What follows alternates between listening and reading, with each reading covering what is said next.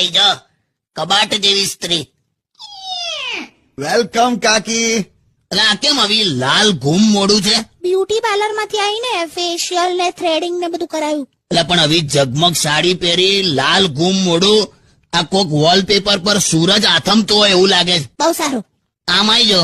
એટલે આમ માથે આ કપાળ પર માણસને કઈ રીતે સોજો આવે? અરે ઢીમચું થઈ ગયું છે. રિક્ષામાં આવતી હતી, ડ્રાઈવરે ગીત દઈને એવી બ્રેક મારીને મીટર માથે ભટકાયું. ઢીમચી નીકળ્યું માથે.